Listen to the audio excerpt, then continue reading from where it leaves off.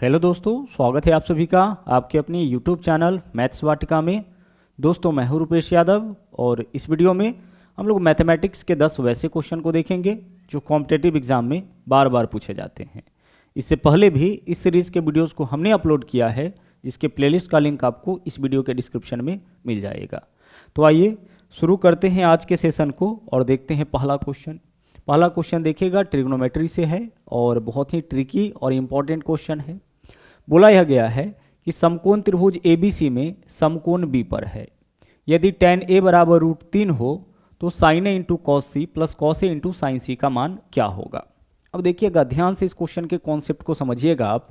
समकोण त्रिभुज ABC में समकोण B पर है, तो सबसे पहले हम बनाते हैं समकोण त्रिभुज। ठीक है, यह हो गया हमारा समकोण त्रिभुज। किसी भी त्रिभुज के तीनों कोणों का योग 180 डिग्री होता है। अगर समकोण त्रिभुज है तो उसका कोई एक कोण समकोण होगा, यानी 90 डिग्री होगा। तो बोला है समकोण B पर है, यानी यहाँ पे आपका समकोण है। यहाँ पे कितने डिग्री का कोण है? 90 डिग्री का कोण। अब तीनों कोणों का योग 180 होता है, तो अगर एक कोण 90 है तो बाकी का दो कोण मिला के 90 होगा। इन दोनों को मिला के 90 प्लस 90 180, क्योंकि त्रिभुज के तीनों कोणों का योग 180। और वैसे भी समकोण त्रिभुज का एक कोण 90 डिग्री होता है और बाकी का दो कोण मिला के आपका 90 डिग्री होता है। आगे देखिए, अब इसके आगे क्या बोला है? आगे बोला है tan A बराबर √3। अच्छा, √3 कितने डिग्री का मान होता है? tan कितने डिग्री का? सर, tan 60 डिग्री का मान √3 होता है। इसका मतलब एंगल A पता लग गया है। एंगल A कितना डिग्री होगा? 60 डिग्री। चलिए, यह B ले लिए है तो यहाँ पे A ले लेते हैं और यहाँ पे हम C ले लेते हैं। यहाँ क्वेश्चन में दे रखा है tan A बराबर √3, तो tan 60 का मान √3 होता है, यानी एंगल A का वैल्यू क्वेश्चन में क्लियर हो गया 60 डिग्री। तो अगर एंगल A का मान 60 डिग्री क्लियर हो गया है तो एंगल C का भी मान आपका इससे क्लियर हो गया। यह 60 है तो यह कितना डिग्री होगा? यह आपका 30 डिग्री होगा। तभी तो 60 और 30 90 प्लस 90 180 होगा। समकोण त्रिभुज में कोई एक कोण देगा तो तीनों कोण पता चल जाएगा, क्योंकि एक 90 होता है, दूसरा अगर 60 है तो तीसरा आपका 30 डिग्री होगा। तो इस त्रिभुज का तीनों कोण क्लियर हो गया। अब आइए क्वेश्चन में क्या है। क्वेश्चन में यहाँ पे देखिए, हमें बताना है sin A into cos C plus cos A into sine C. इसका पूरा एक फॉर्मूला होता है। इसके लिए हम लिख सकते हैं sin A प्लस सी। क्या लिख सकते हैं इसके लिए? हम लोग sin A प्लस सी लिख सकते हैं। तो वास्तव में हमें इसी का वैल्यू बताना है sin A प्लस सी का।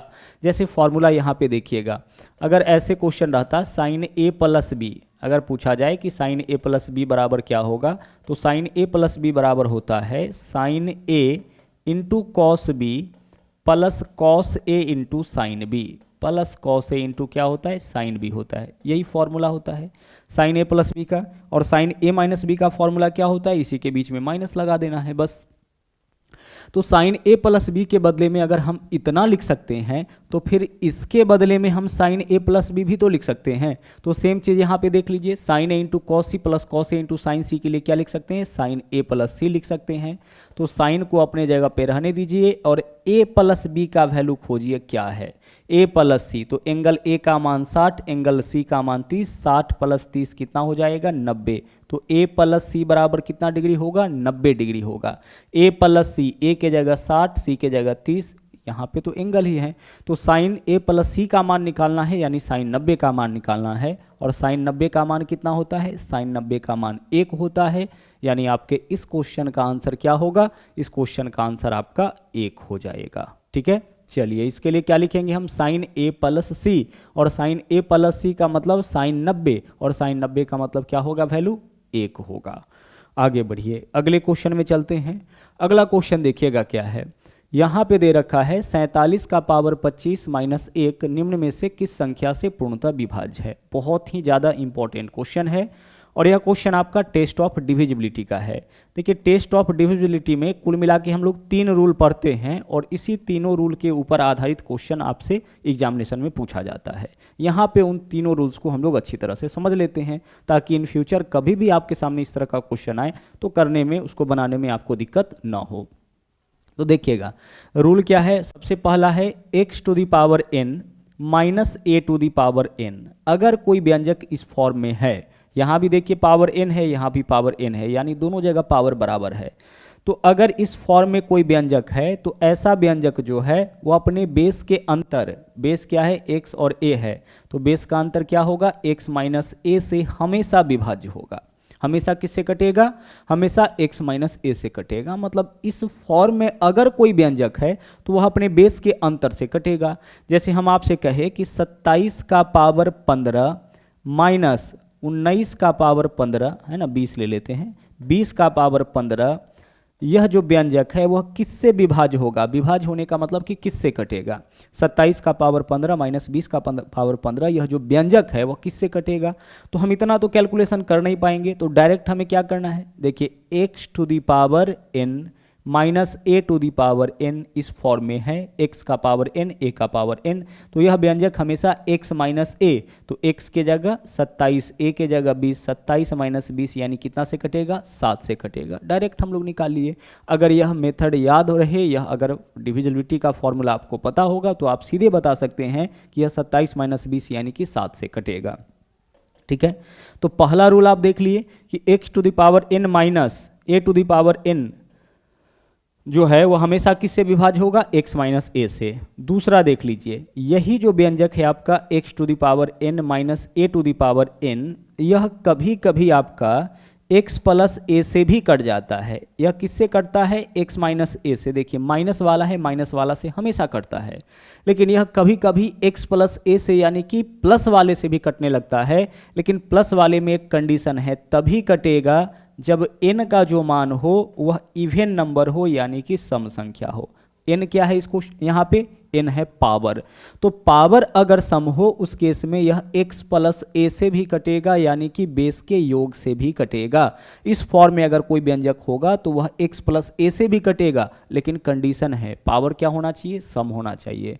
लेकिन x माइनस a से इसको कटने के लिए कोई कंडीशन नहीं है, दोनों चीज़ सेम है ना, दोनों चीज़ सेम है। यह x माइनस a से हमेशा कटेगा, कोई कंडीशन नहीं। माइनस वाला है, माइनस वाला से हमेशा कटेगा, कोई कंडीशन नहीं। लेकिन माइनस वाला प्लस वाला से तभी कटेगा जब पावर सम हो। तो वैसे भी देख लीजिए, कैटेगरी चेंज हो रहा है, जाति चेंज हो रहा है। माइनस वाला से हमेशा, लेकिन माइनस वाला प्लस वाला से कैटेगरी चेंज हुआ है। कैटेगरी चेंज होगा तो कंडीशन, कंडीशन क्या? जब पावर सम होगा। और तीसरा देख लीजिए, तीसरा क्या है आपका? x to the power n plus a to the power n, यानी यहीं पे आपको बीच में प्लस मिल जाएगा। और यह कटता है केवल x प्लस a से, यह कभी आपका x माइनस a से नहीं कटता है। प्लस वाला कभी भी आपका माइनस वाला से नहीं कटता है, हमेशा किससे कटता है? प्लस वाला से। और इसमें भी कंडीशन है, इसमें कंडीशन क्या है कि n का वैल्यू आपका विषम होना चाहिए यानी कि ऑड होना चाहिए। और वैसे जब भी आपका प्लस वाला देता है ना तो पावर विषम ही देता है, इसलिए इसके कंडीशन को देखने की जरूरत नहीं है। कंडीशन आपको केवल इसका जानना है, ठीक है, केवल कंडीशन आपको इसका जानना है। इसका कंडीशन आपको याद नहीं भी रहेगा तो काम चलेगा, क्योंकि प्लस वाला में हमेशा n का वैल्यू विषम ही देता है। क्वेश्चन में कभी पावर सम करके नहीं देता है। तो आप ऐसे याद रख सकते हैं कि प्लस वाला ऑलवेज किससे कटेगा? प्लस वाला से कटेगा। माइनस वाला ऑलवेज किससे कटेगा? माइनस वाला से कटेगा। माइनस वाला प्लस वाला से कब कटेगा? जब पावर सम होगा। प्लस वाला माइनस वाला से कब कटेगा? कभी नहीं कटेगा। प्लस वाला को माइनस वाला कभी नहीं काटेगा। क्लियर? माइनस वाला से ऑलवेज, प्लस वाला से ऑलवेज, माइनस वाला प्लस वाला से जब पावर सम होगा। क्लियर? चलिए यहाँ पे आ जाइए, अब इस क्वेश्चन में आइए, देखिएगा जरा सा। यहाँ पे है 47 का पावर कितना है? 25। तो 47 का पावर 25 अपने जगह पे रहने दीजिए। माइनस 1 है तो 1 का पावर कुछ भी रखने पर 1 ही आ जाता है, तो यहाँ पावर 25 रख देते। 1 का पावर कुछ रखेंगे तो 1 ही होगा ना, तो पावर 25 ही सही। अब इस क्वेश्चन को गौर से देखिए कि तीनों में से किस फॉर्म पे आ रहा है, इस पे या इस पे। तो पहले फॉर्म पे ही क्वेश्चन आ रहा है आपका, देख लीजिए इस पे आ रहा है, पावर तो सम नहीं है। तो x to the power n minus a to the power n हमेशा x माइनस a से कटेगा। तो x के जगह 47 है, a के जगह 1 है, 47 माइनस 1 यानी यह वाला जो व्यंजक है वह किससे कटेगा? 46 से कटेगा। तो 47 का पावर 25 माइनस 1 का पावर 25 जो है वह 47 माइनस 1 यानी कि 46 से कट जाएगा। अब चेक करिए क्या ऑप्शन में 46 है? नहीं सर, ऑप्शन में तो 46 नहीं है। तो 46 को काटने वाली कोई संख्या है? हाँ सर, 46 को काटने वाली संख्या है, तो हमारा आंसर क्या होगा? विकल्प सी हो जाएगा। 23 काटेगा 46 को। इन दोनों को काटने वाली संख्या 46 है, लेकिन ऑप्शन में 46 नहीं है, तो इन दोनों को अगर 46 काटेगा, इसका मतलब 46 का सभी गुणनखंड काटेगा, 46 भी काटेगा, 2 भी काटेगा, 23 भी काटेगा। कोई भी संख्या अगर 12 से कट रहा है तो 12 के सभी गुणनखंड, यानी वह 6 से भी कटेगा, 3 से भी कटेगा, 4 से भी कटेगा।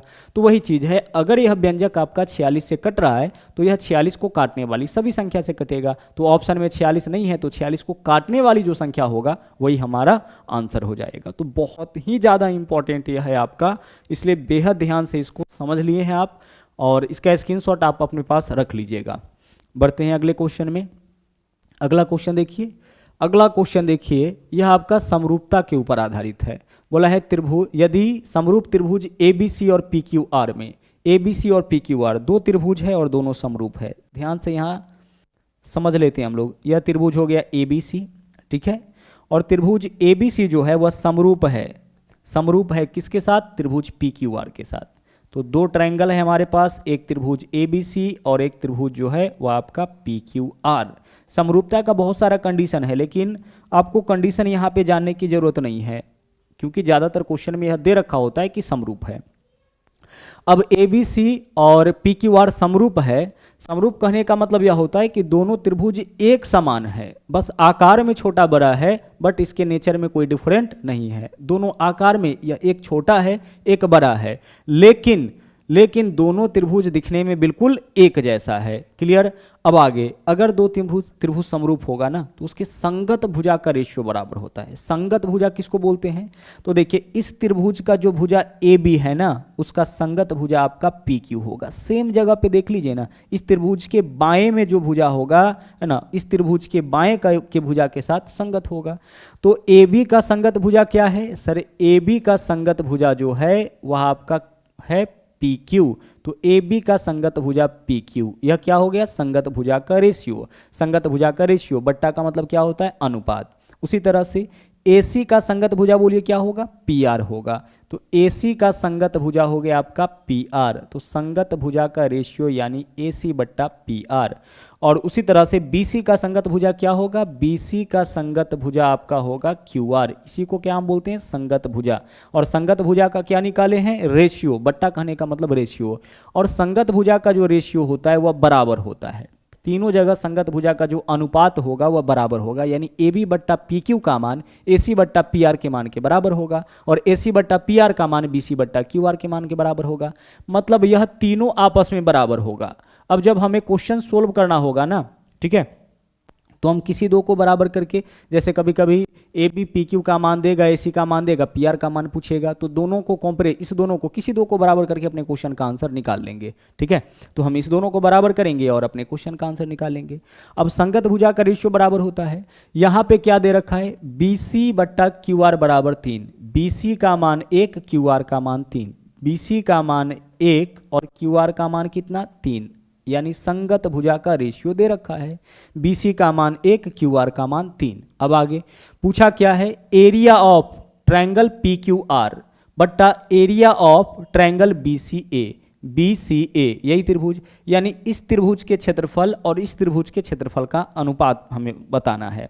तो हम क्या करेंगे? इस त्रिभुज का संगत भुजा क्या है आपका? 3 है, और इसका संगत भुजा क्या है? 1 है। ध्यान से समझिएगा, एरिया ऑफ PQR, तो जिसका ऊपर में है उसकी संगत भुजा को हम ऊपर में लिखेंगे, और जो नीचे में है उसके संगत भुजा को नीचे में लिखेंगे, और यह हो गया संगत भुजा का अनुपात। और अगर क्षेत्रफल पूछे तो बस इसी का हम क्या कर देंगे? स्क्वायर कर देंगे। तो 3 का स्क्वायर 9 और 1 का स्क्वायर 1, 9 बट्टा 1, यानी कि इनके संगत भुजा क्षेत्रफल का जो अनुपात होगा, मतलब इसका जो मान होगा वह कितना होगा? 9 हो जाएगा। एरिया बताना है PQR बट्टा BCA। तो संगत भुजा का रेशियो देखिए, PQR है तो PQR का संगत भुजा ऊपर, BCA नीचे है तो BCA का संगत भुजा नीचे, और इसका हम करेंगे स्क्वायर, क्योंकि हमें क्षेत्रफल ज्ञात करना है। स्क्वायर किए, 3 का स्क्वायर 9, 1 का स्क्वायर 1, यानी कि हमारा आंसर क्या होगा इस क्वेश्चन में? 9। चलिए बढ़ते हैं अगले क्वेश्चन में। अगला क्वेश्चन देखिए, P का वैल्यू 5 माइनस 2 रूट 6 दे रखा है। यह भी बड़ा इंपॉर्टेंट क्वेश्चन है। अब P का वैल्यू इस क्वेश्चन में देखिए क्या दे रखा है? 5 माइनस 2 रूट 6। P का मान दे रखा है इतना। अब 1 बट्टा P का मान क्या होगा? 1 बट्टा P को हम रिवर्स करेंगे तो 1 बट्टा P। अब P का मान दे, 1/P का मान निकालना हो तो केवल इसके बीच का चिन्ह बदलिए। तो बीच का चिन्ह बदलिए, 5 माइनस है तो प्लस हो जाएगा, 5 + 2√6 हो जाएगा। ऐसे क्वेश्चन में आपको यही करना है। अगर इस फॉर्म में दे डाटा तो बीच का चिन्ह केवल आप बदलिए, वही इसके रिवर्स का मान हो जाएगा। तो P का मान आपके पास है, 1/P का मान भी है, तो आप इसके बेसिस पर P + 1/P का मान निकाल सकते हैं। P + 1/P, इन दोनों को जोड़िए तो इस दोनों को भी जोड़ना पड़ेगा, जोड़ेंगे तो इससे यह वैल्यू कट जाएगा, 5 और 5 कितना, 10। तो P + 1/P का मान 10। अब P + 1/P का मान 10 है तो P² + 1/P² का मान क्या होगा, 10 का स्क्वायर - 2, 10 का स्क्वायर 100 - 2 यानी कितना हो जाएगा, 98 हो जाएगा। पहले भी इस चीज़ को हम बता चुके हैं, अगर क्वेश्चन में x + 1/x का मान दे रखा है a और आपसे पूछ दिया है x² + 1/x² का मान, तो आपको यहाँ जो मान दे रखा है उसका करना है स्क्वायर और माइनस कर लेना है 2।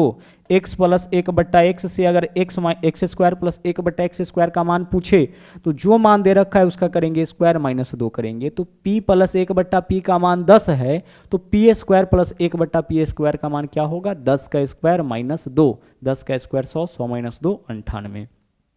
बढ़िए अगले क्वेश्चन में। अगला क्वेश्चन देखिएगा, यहाँ पे क्या है, यहाँ पे है आपका cos to the power 4 theta minus sine to the power 4 theta बराबर 2/3 हो तो इसका मान क्या होगा, इसका भी मान आपका 2/3 ही हो जाएगा। क्योंकि जब आप इसको तोड़िएगा ना तो यही चीज़ आपका इस फॉर्म में आएगा, तो जो मान इसका होगा वही मान इसका होगा, तो आंसर हमारा 2/3 होगा। अब देखिए कैसे होगा, इसको हम क्लियर करते हैं। पहली चीज़ कि a टू द पावर 4, ठीक है, minus b to the power 4, इसके लिए क्या फॉर्मूला होता है, इसके लिए फॉर्मूला होता है आपका a² + b² into a² - b², ठीक है, a² - b², यही फॉर्मूला होता है, अलजेब्रिक फॉर्मूला है। a to the power 4 minus b to the power 4 के लिए क्या लिखेंगे, a² + b² into a² - b²। तो उसी तरीके से cos to the power 4 minus sine to the power 4 के लिए क्या लिखेंगे, हम लिखेंगे cos² theta plus sin² theta into cos² theta minus sin² theta, यही चीज़ तो लिखेंगे, cos² theta minus sin² theta. और बराबर में वैल्यू क्या दे रखा है, 2/3, तो बराबर में जो वैल्यू दे रखा है उसको हम वैसे ही लिख दिए। ओके, चलिए देखिएगा यहाँ पे a to the power 4 minus b to the power 4 के लिए a² + b² into a² - b², cos² + sin² into cos² minus sin²। आगे देखिए एक चीज़ तो आपको पता ही है, बहुत ही सिंपल सा फॉर्मूला है, sin² theta plus cos² theta बराबर क्या होता है, sin² theta plus cos² theta बराबर 1 होता है। अब इसी से दो फॉर्मूला और आपका बन जाता है, क्या बनता है फॉर्मूला दूसरा, sin² थीटा के लिए हम क्या लिख सकते हैं, sin² थीटा के लिए हम लिख सकते हैं, देखिए cos² थीटा इधर प्लस में इधर आएगा तो माइनस में, तो 1 - sin² थीटा लिख सकते हैं। और इसी से देख लीजिए तीसरा एक फॉर्मूला बनता है कि cos² थीटा के लिए क्या लिख सकते हैं, cos² को इधर छोड़िए, sin² को इस तरफ ले जाइए, 1 - यहाँ पे sin² था ना तो यहाँ पे 1 - cos² हो जाएगा, cos² थीटा और cos² है तो 1 - sin² थीटा। ठीक है, बहुत ही सिंपल सा फॉर्मूला है, बहुत ज़्यादा इसका यूज है इसलिए अच्छी तरह से आपको पता ही होगा। sin² theta plus cos² theta बराबर 1 होता है, तो sin² थीटा बराबर 1 - cos² थीटा और cos² थीटा बराबर 1 - sin² थीटा लिखते हैं। तो देखिए यहाँ पे sin² theta plus cos² theta बराबर 1, तो इसका वैल्यू आपका 1 हो जाएगा और 1 में इससे गुना करेंगे तो इतना ही रह जाएगा, यानी कि इसका भी वैल्यू आपका इतना होगा। अब हमें मान निकालना है 1 - 2 sin² थीटा, तो cos² थीटा को हम sin² थीटा के फॉर्म में कन्वर्ट करेंगे तो इसके लिए हम 1 - sin² थीटा लिख सकते हैं, cos² थीटा के लिए क्या लिख सकते हैं 1 - sin² थीटा, तो इसके लिए हम इतना लिख दिए और माइनस का sin² थीटा है तो इसको अपने जगह पे रहने दिए, बराबर में 2/3 है तो 2/3। आगे 1 - sin² theta 2 sin² theta minus में है तो 2 sin² थीटा लिखेंगे, बराबर में वैल्यू 2/3 है तो 2/3 आएगा। अब देखिए हमें क्या बताना था, यही इसी का मान बताना था, 1 - 2 sin² थीटा, इसका भी मान क्या रह जाएगा 2/3 रह जाएगा। तो अगर आप अच्छी तरह से जानते हैं, कॉन्सेप्ट आपको पता है, तो क्वेश्चन को देख के आप आंसर कर सकते हैं, क्योंकि हमें पता है कि जब हम इसको सोल्व करेंगे तो इसका मान जो होगा वह इसके मान के बराबर ही आएगा। ओके, तो सीधे सीधे हम अपने क्वेश्चन का आंसर 2/3 कर लेंगे। आगे बढ़िए, अगले क्वेश्चन में आइए। यह क्वेश्चन आपका पार्टनरशिप से है। बोला है एबीसी एक व्यापार में साझेदार है जिसकी कुल पूंजी 33,000 है। आगे, उन्हें वर्ष के अंत में 15,000 रुपये का लाभ हुआ। वर्ष के अंत में कुल लाभ हुआ है 15,000 का, जिसे उन्हें पूंजी के अनुपात में विभाजित किया। जो भी लाभ हुआ है ना, उसको पूंजी के अनुपात में विभाजित किया है, यानी लाभ और पूंजी का अनुपात सेम है। लाभ के में से हिस्से के तौर पर ए को 4500, देखिए ए को कितना हिस्सा मिला, ए को हिस्सा मिला है 4500। ठीक है, चलिए आगे बढ़िए। बी का हिस्सा चेक करते हैं कितना है। बी का हिस्सा देखिए कितना है 5500, बी का हिस्सा 5500। अच्छा, कुल लाभ कितना हुआ है? कुल लाभ तो हुआ है 15,000, तो 15,000 में से ए का लाभ है 4500, बी का लाभ है 5500, तो 55 और 45 10,000, तो 15,000 में से 10,000 लाभ ए और बी को हुआ, तो शेष जो 5,000 का लाभ है वो किसको होगा? सी को होगा। तो यह जो है इसके पूंजी का लाभ का अनुपात हो गया, और लाभ को बांटा है पूंजी के अनुपात में, यानी लाभ और पूंजी का अनुपात सेम है। काटिए, अनुपात में वैल्यू करता है तो हम काटते हैं, 00 तीनों जगह है, 00 से 00 कैंसिल, और 5 से काटेंगे तो 5 नमा 45 हो जाएगा, 5 से काटेंगे तो 11 पंचे 55 हो जाएगा, और 5 से काटेंगे तो 10 पंचे 50 हो जाएगा। यही इसके पूंजी का भी अनुपात है और यही इसके लाभ का भी अनुपात है। रिपीट करते हैं, देखिएगा। एबीसी एक व्यापार में साझेदार है जिसके कुल पूंजी 33,000 है। उन्हें वर्ष के अंत में 15,000 रुपये का लाभ हुआ, टोटल लाभ, जिसे उन्होंने पूंजी के अनुपात में विभाजित किया। जो लाभ हुआ है उसको पूंजी के अनुपात में विभाजित किया है, यानी लाभ और पूंजी का अनुपात इक्वल है। आगे, लाभ में से हिस्से के तौर पर ए को 4500, बी को 5500, तो 15,000 के लाभ में से 55 और 45 यानी 10,000 का लाभ ए और बी को हुआ, तो शेष जो 5,000 बचा है 15,000 में से, वह लाभ सी को हुआ होगा। अब इसके लाभ का अनुपात यह है, तो यही इसके पूंजी का अनुपात हो गया। आगे चलिए, अब हमें क्या बताना है? सी की पूंजी। तो पूंजी का अनुपात देख लीजिए, कुल पूंजी कितना हो गया? 9 और 11 20 और 10 30। कुल पूंजी अनुपात में अनुपात 30, जबकि रियल में 33,000। कुल पूंजी कितना है? 33,000, जबकि अनुपात में कुल पूंजी अनुपात 10। तो अनुपात 10 का मान 33,000, तो 1 का मान हो जाएगा 33,000 बट्टा 10। ठीक है, 1 का मान, कुल पूंजी कितना? 9 और 11 20 और 10 30, तो अनुपात 30 का मान 33,000, तो अनुपात 1 का मान 33,000 बट्टा 10। हमें क्या बताना है? सी की पूंजी यानी अनुपात 10 का मान, तो हम गुना करेंगे कितना से? अनुपात 10 से। रुक जाइए, यह वैल्यू आपका अनुपात 30 का है। किसका वैल्यू है? 30 का। 9 11 20 और 10 30, कुल पूंजी अनुपात 30, रियल में 3300, 3300 अनुपात 30 का मान है, 30 से भाग करेंगे अनुपात 1 का मान निकलेगा। सी की पूंजी यानी अनुपात 10 का मान निकालना है, तो अनुपात 10 से गुना, जिसका मान देगा उससे भाग और जिसका मान पूछेगा उससे गुना। यही चीज़ तो हम लोग करते हैं अनुपात में। काटिए, 0 से तो यह 0 कैंसिल होगा, 3 से काटेंगे 11 या 33 यानी कि 11,000 रुपये हो जाएगा। तो आंसर आपका इस क्वेश्चन का क्या होगा? विकल्प ए हो जाएगा। ठीक है, बी का लाभ पूछता अनुपात 11 का मान निकालते, ए का लाभ पूछता तो अनुपात 9 का मान निकालते। आगे बढ़िए, अगला क्वेश्चन देखिएगा क्या है। बोला है एक वृत्ताकार रास्ता का बाह्य और आंतरिक त्रिज्या क्रमशः 2a और b है, तो इसका क्षेत्रफल क्या होगा?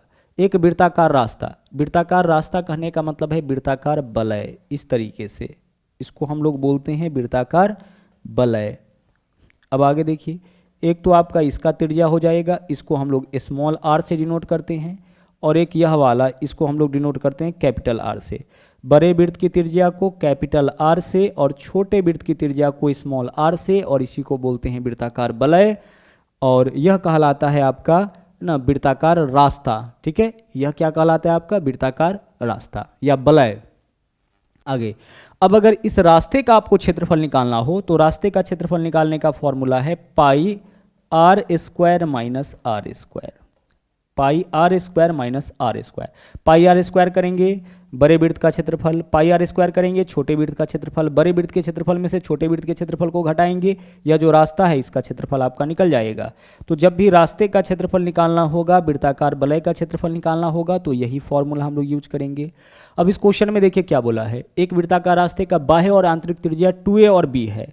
बाह्य त्रिज्या कितना है? 2a है, और आंतरिक त्रिज्या कितना है? आंतरिक त्रिज्या b है, यानी कैपिटल R का मान 2a है और स्मॉल r का मान b है। रख दीजिए यहाँ पे पाई इंटू r के जगह 2a, तो 2a का स्क्वायर क्या होगा? 4a square, minus small r का मान b है तो b स्क्वायर, यानी pi into 4a square minus b square. 4a² minus b²। विकल्प डी जो है वह आपका इस क्वेश्चन का आंसर हो जाएगा। वृत्ताकार रास्ते का या वृत्ताकार वलय का क्षेत्रफल pi into r² minus r²। Capital R का मतलब बड़े वाले वृत्त की त्रिज्या, स्मॉल आर का मतलब छोटे वाले वृत्त की त्रिज्या। बाह्य और आंतरिक त्रिज्या 2a और b, बाह्य यानी कि बड़े वाले वृत्त की त्रिज्या और आंतरिक यानी छोटे वाले वृत्त की त्रिज्या, दोनों दे रखा है। यहाँ से रास्ते का क्षेत्रफल हम लोग निकाल लिए। आगे अगला क्वेश्चन देखिएगा, इसमें हमें बताना है कि 4 का पावर 61 प्लस 4 का पावर 62 प्लस 4 का पावर 63 प्लस 4 का पावर 64 किससे पूर्णतः विभाज्य है। ठीक है, हम क्या करेंगे, इस फॉर्म में तो अभी आंसर नहीं बता सकते हैं, तो हम 4 का पावर 61 कॉमन ले लेते हैं। 4 का पावर 61 कॉमन लेने का मतलब कि 61 4 आप बाहर निकाल लिए, तो यह पूरा का पूरा कॉमन ले लिए तो यहाँ 1 बचेगा। यहाँ पे देख लीजिए कुल मिला के 4 कितना बार है, 62 बार। 61 बार बाहर निकाल लिए तो 4 कितना बार बचेगा आपका, 1 बार बचेगा। प्लस यहाँ 4 63 बार है, 1 बार निकाल लिए तो 4 2 बार बचेगा। यहाँ पे 4 64 बार है, 4 को आप 61 बार निकाल लिए हैं तो 3 बार बचेगा, यही तो होगा। कुल मिला के 61 4 आप कॉमन ले लिए हैं तो यहाँ से 1 बचेगा। 62 में से 61 4 निकाल लीजिएगा तो 1 4 बचेगा, यानी 4 का पावर 1। 63 4 में से 61 4 कॉमन ले लिए तो 4 2 बार बचेगा, तो 4 का पावर 2। और आखिरी में 64 बार 4 था, 61 बार निकाल लिए तो 3 बार बचेगा। अब यहाँ पे आपका वैल्यू है 4 का पावर 61। ठीक है, इसको अपने जगह पे रहने दीजिए। ब्रैकेट का मतलब होता है गुना। इसका मान निकालिए, 4 का क्यूब यानी 64, 4 का स्क्वायर यानी 16, 4 का पावर 1 4 1 64 16 80 4 84 और 1 85, यानी 4 का पावर 61 गुने 85, यही इसका मान होगा। अब इस मान को देख के बताइए कि यह किससे कटेगा। तो देखिए, क्या 13 से कटेगा, तो इसमें से कोई भी 13 से कटने वाला होता तो 13 से कट जाता, 13 से नहीं कटेगा। उसी तरह से 11 से कटेगा, इस दोनों में से कोई देखिए 11 से कट रहा है, नहीं, तो यह 11 से भी नहीं कटेगा। 3 से देखिए, दोनों में से कोई 3 से कट रहा है, नहीं कटेगा। 10 से कट जाएगा, क्योंकि यह वाला पार्ट 5 से कटेगा और यह वाला पार्ट 2 से कटेगा। 4 है तो 2 से कट जाएगा, 85 में 5 है तो यह आपका 5 से कट जाएगा, मतलब यह 5 और 2 दोनों से कटेगा, मतलब कितना से कट जाएगा, मतलब कि यह 10 से कट जाएगा। जैसे देख लीजिए, अगर हम आपसे कहे कि 18 किससे कटेगा, तो 18 में देखिए, 18 में 2 भी है, 3 भी है ना, 3 भी है, तो कहने का मतलब 18 को तोड़िएगा, 2 तिया 6 त्रिका 18, तो यह 2 से भी कट जाएगा, 2 तिया 6 से भी कट जाएगा, 3 तिया 9 से भी कट जाएगा। 18 में जो गुणनखंड मौजूद है उन सब से कटेगा। तो 85 में 5 गुने 17, 5 है तो यह 5 से भी कट जाएगा, 17 से भी कट जाएगा। ऑप्शन में ना तो 17 है ना 5 है, तो 5 से कटेगा। अच्छा, 4 का पावर 61 है तो यह 4 से तो कटेगा ही, और 4 से कट रहा है तो 2 से भी कटेगा, तो यह 2 और 5 दोनों से कट रहा है। और अगर कोई संख्या 2 और 5 दोनों से कटेगा, मतलब कि वह 10 से भी जरूर कटेगा। तो इसको देख के पता चल गया कि यह कितना से कटने वाला है, 10 से कटने वाला है। आगे बढ़िए, अगला देखिए, स्कूल के विभिन्न सेक्शनों में विद्यार्थियों की संख्या यहाँ पे दे रखा है। ठीक है, सेक्शन 1 में देख लीजिए कितना विद्यार्थी है, 60 विद्यार्थी है। सेक्शन 2 में देख लीजिए कितना विद्यार्थी है, 30 विद्यार्थी है। 3 में कितना विद्यार्थी है, 20 विद्यार्थी है। 4 में देख लीजिए ग्राफ यहाँ तक गया है, 40 विद्यार्थी है। सेक्शन 5 में कितना विद्यार्थी है आपका, 70 विद्यार्थी है। और सेक्शन 6 में कितना विद्यार्थी है, 50 विद्यार्थी है। ठीक है, बस ऑब्जर्वेशन हमें करना है। क्वेश्चन जो आता है आपका डीआई का, वह सिंपल ही आता है। अब हमें बताना है कि निम्नलिखित में से 2 क्वेश्चन है। पहला क्वेश्चन, निम्नलिखित में से किन 2 सेक्शन में विद्यार्थी की संख्या में 1:3 का अनुपात, किन 2 सेक्शन में। तो विकल्प ए में बोला है 2 और 5, तो 2 और 5 सेक्शन में देखिए कितना, 2 में है 30 और 5 में है 70, तो 30 और 70 में देखिए तो 2 और 5 सेक्शन में, 2 में है 30 और 5 में है 70, 30 और 70 में 3:7 का अनुपात है। हमें चाहिए 1:3 का अनुपात, तो विकल्प ए नहीं होगा। सेक्शन 3 और 1 चेक करिए, सेक्शन 3 और 1, तो सेक्शन 3 में कितना विद्यार्थी है, 20 विद्यार्थी है। और सेक्शन 1 में कितना विद्यार्थी है, 60 विद्यार्थी। निकालिए अनुपात, 20 तिया 20 से कम 20, 20 तिया 60, 1:3 का अनुपात है। तो किसके, किन 2 सेक्शन के विद्यार्थी में 1:3 का अनुपात है, 3 और 1। 3 और 1 देख लीजिए, 20 तिया 60, 3 और 1 सेक्शन में 1:3 का अनुपात है। आगे दूसरा क्वेश्चन देख लीजिए क्या है। निम्नलिखित में से किस सेक्शन में विद्यार्थियों की संख्या किसी अन्य सेक्शन के विद्यार्थियों की संख्या की ठीक दुगनी, यानी किसी भी सेक्शन का दोगुना हो, किसी भी सेक्शन का दोगुना हो, बोला है किस सेक्शन में विद्यार्थियों की संख्या किसी अन्य सेक्शन की तुलना में ठीक दुगुना। ऑप्शन से ही चुनना है क्योंकि निम्नलिखित बोला है।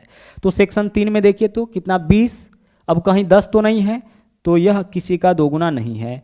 सेक्शन 4 में देख लीजिए कितना है 40, 40 3 का दोगुना, यानी यह हो सकता है। सेक्शन 4 में 40 विद्यार्थी है जो सेक्शन 3 के विद्यार्थियों की संख्या का दोगुना है। आगे चलिए सेक्शन 5 में देख लीजिए 70, कहीं 35 तो नहीं है, तो यह भी किसी का दोगुना नहीं है। सेक्शन 2 में देख लीजिए 30 विद्यार्थी है, यह भी किसी का दोगुना नहीं है। तो कहने का मतलब यह है कि हमें एक ऐसे सेक्शन को खोजना था जिसमें विद्यार्थियों की संख्या किसी भी सेक्शन के विद्यार्थियों की संख्या के दोगुना के बराबर। तो सेक्शन 4 में विद्यार्थी का संख्या 40 है जो सेक्शन 3 के विद्यार्थी की संख्या के दोगुना के बराबर है। क्लियर, चलिए आगे बढ़ते हैं। बस इतना ही क्वेश्चन था, तो आज के लिए इतना ही। वापस मुलाकात होगी अगले दिन फिर से एक नए सेट के साथ। थैंक यू, जय हिंद।